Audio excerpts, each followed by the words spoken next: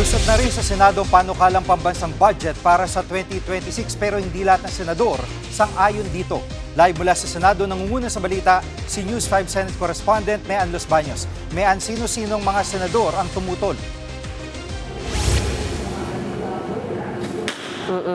Gigi, ang mga senador na bumoto ng no sa Bicameral Conference Committee report ay sila Senators Rodante Marcoleta at Robin Padilla. Hindi nagustuhan ni Senator Marcoleta yung patuloy na pagpopondo sa mga ayuda programs. Kung epektibo daw kasi yung mga programa na yan, bakit patuloy na marami naghihirap at nagugutom sa ating bansa? Si Senator Robin Padilla naman, ang tingin niya, tila malabo daw yung ibang mga programa na namimigay ng ayuda. Para sa kanya, masyado na rin daw Manila-centric yung ating pondo at konti ang napupuntang pondo sa mga probinsya gaya na lamang sa Mindanao. Samantala, Gigi, sila Senators Chief Ejercito, Loren Legarda, Ping Lacson at Risa Hontiveros bumoto pabor sa BICAM report pero with strong reservations. For example, si Senator Hontiveros kine-question niya bakit may nakalusot pa rin na unprogrammed funds para sa 2026 national budget. Si Senator JV Ejercito naman kine-question kung bakit dinoble pa yung pondo para sa medical assistance o yung MAIFIP na dapat sana diniretso na lang daw sa programa sa PhilHealth.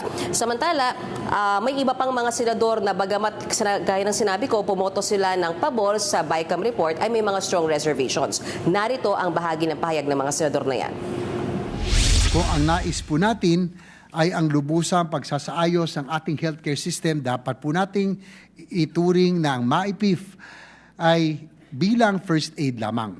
My reservations arise from the national government's continued failure to remit PhilHealth's actual legally mandated sin tax revenues from year 2023 onwards and statutory shares from PCSO and PAGCOR since 2019. At Mean, anong naging sagot dito ng Senate Finance Committee?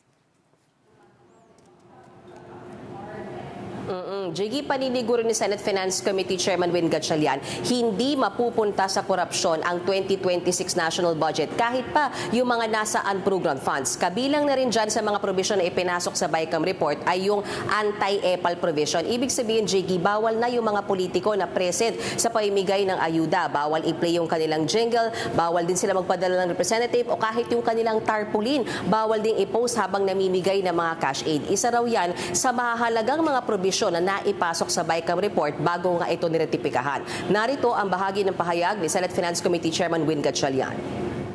Well, importante siya dahil in-apply natin yun sa lahat ng cash aid, lahat ng mga ayuda programs ng gobyerno na hindi pwedeng gamitin ng politiko for their own political patronage.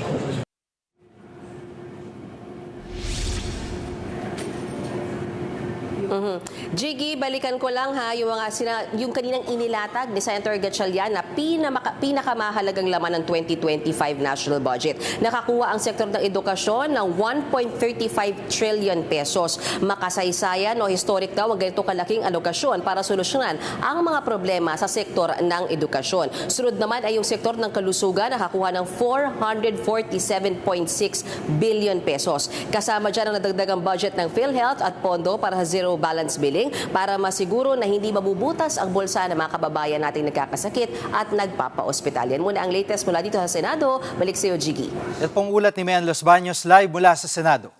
Mga kapatid, Gigi Manikad po, pagdating sa mahalagang balita sa loob at labas ng bansa, dapat una sa lahat, mag-follow at mag-subscribe na sa social media pages ng News 5.